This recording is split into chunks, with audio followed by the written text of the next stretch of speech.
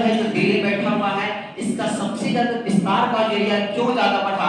तो गंगा नदी और ब्रह्मपुत्र, यहाँ ये उपजाऊ भूमि हो गई और यहाँ से टैक्स आना शुरू हो गया। लेकिन यहाँ पर मुगल स्थिति अच्छा होने के बाद 1707 में ऐसी स्थिति आता है औरंगजेब का मृत्यु हो जाता है और उसके बाद कोई ऐसा शासक नहीं है जो योग शासक है। लेकिन इसी के बीच में मुगल का जो चल रहा था कहानी कहाँ पे, बंगाल में। यहाँ एक व्यक्ति इसका दिखता था जिसका नाम था मुर्शिद कुली खां। धीरे धीरे इसको लगा कि अब मुगल में वो ताकत नहीं रही जो शासन कर सके भारत पे, क्यों ना बंगाल पे हम शासन करें। और इसी बीच में मुर्शिद कुली खां करता है कि हम अलगे बना लेंगे लेकिन टैक्स हम आपको देंगे।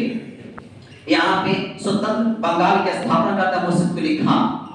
करने के बाद इजाजदारी भी लाता है मुर्शिद कुली खां। धीरे धीरे यहाँ पे 1719 ईस्वी में इन्होंने क्या किया है, उड़ीसा को शामिल कर दिया कहाँ पे, बंगाल में। दूसरी बातें, जब यहाँ पे बंगाल ढाका से मुर्शिदाबाद कर दिया गया यहाँ पे।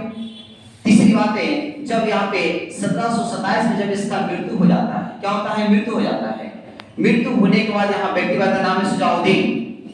सुजाउद्दीन के समय सब कुछ नहीं होता है, लेकिन वहां शासक चेंज है। मुगल में मोहम्मद शाह है, उन्हीं के आदेश पे बंगाल चल रहा था। अब वहां पे मोहम्मद शाह करते हैं बिहार को शामिल कहां कर दिए हैं, बंगाल में।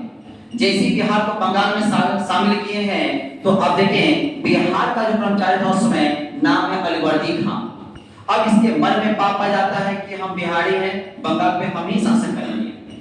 सुजाउद्दीन का मृत्यु हो जाता है, बैठता कौन, सरफराज। जैसे सरफराज जब यहाँ बनता है तो अलवर्दी का इसी का ताक में रहता है, कोई कमजोर शासक आए कि हम यहाँ पे उसको लपेटें। यहाँ पे अलवर्दी खां और सरफराज के बीच में लड़ाई हो जाता है और लड़ाई में अलवर्दी का जीत जाता है और बंगाल में जो शासक बनता है वो है अलवर्दी खां।